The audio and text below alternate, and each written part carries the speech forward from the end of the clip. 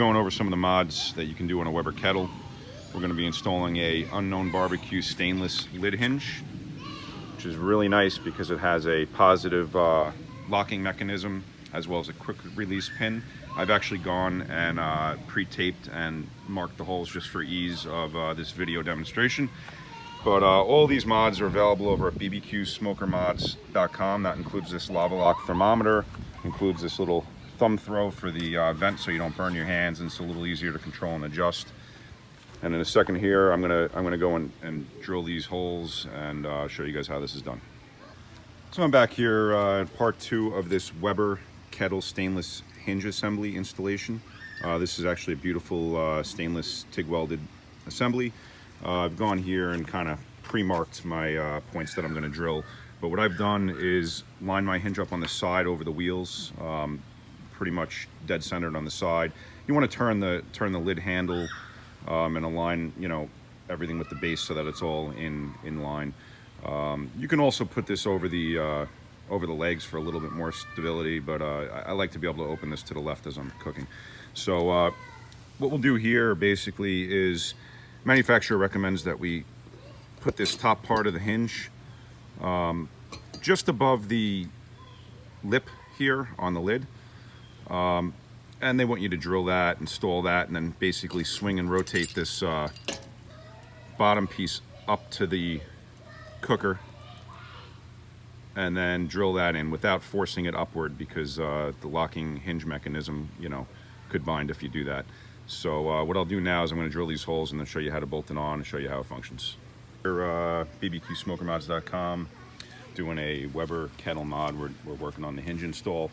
As I mentioned, I had kind of pre-marked my holes here. I forgot to mention that I used a nice centering mark right here on the blue tape in line with the handle and in line with the center bar here. What I've done is kind of pre-drilled pilot holes here, but you can just open this up with a unibit. I'm going to 1/4 inch, which I believe is the size of the stainless hardware that's included with this hinge.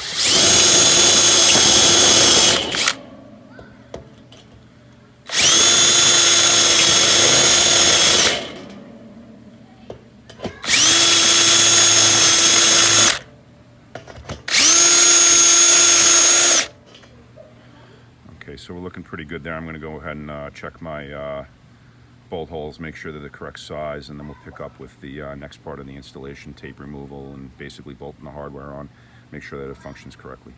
For Weber Kettle hinge installation, I've already shown you how to align and pre-drill these holes for the hinge.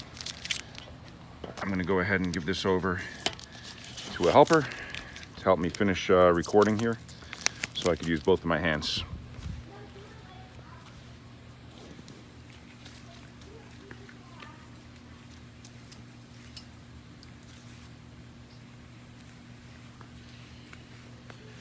All right, so basically what we're going to do here is assemble the top part of the hinge first, and we're just putting 2 of these 1/4 inch bolts through. I'm going to go ahead and flip the lid in a second here, tighten the nuts, and then repeat the process for the bottom part of the hinge. So we're back here finishing up installation of the Weber Kettle hinge.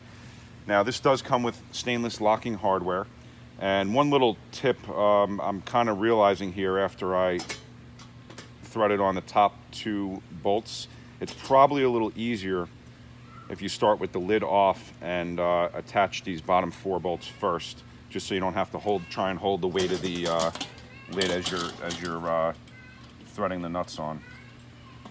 But either way, we can make it happen.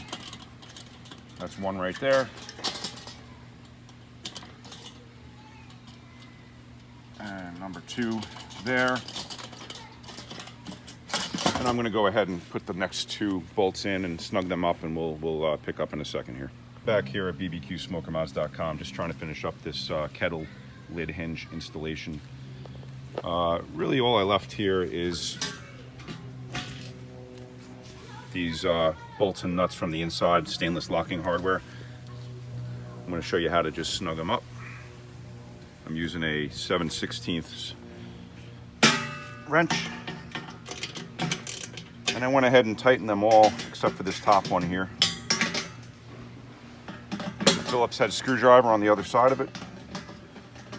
And I kind of like to use these gear wrenches. They make things a little easier.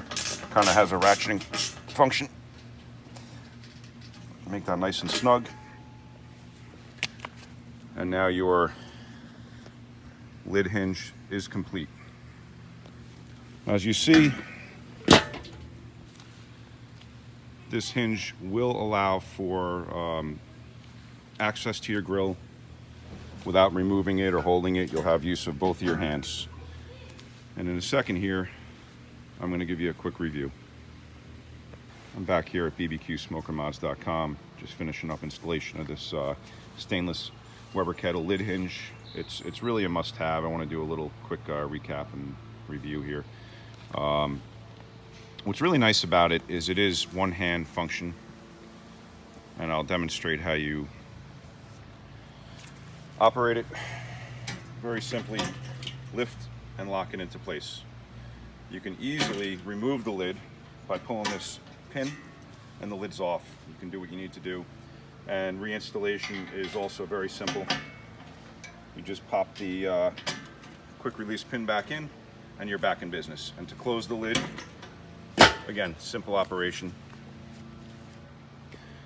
So I think overall the quality construction of this hinge is spot on. It's US made. It's basically perfect. Installation was simple. Took me probably, I don't know, 15 minutes. And that's with taking little video clips and, you know, working at a little bit slower of a pace. It's probably really a 10-minute thing. I love the overall function. I think another reason for doing a video like this and a review is I think next time I install one of these, I'm going to probably mount it in the rear of the cooker. I originally decided I wanted it on the left side because I'm right-handed, so I can easily flip it open and not have to hover over the grill and lift it towards the back. But, you know, I think you do get a little bit of a slight restriction here with access to the grill surface, but you could always take a step to the side and you have full access. This is a nice balanced hinge. It should, I would imagine, prevent tipping. And overall, I think it's a home run. I think it's a real good mod. I think it's a must-have. Our next video is going to be installation of a lava lock automatic barbecue controller, which will fit kettle, it'll fit WSM, UDSs, it'll fit quite a few different cookers. So that's coming up next. Please subscribe.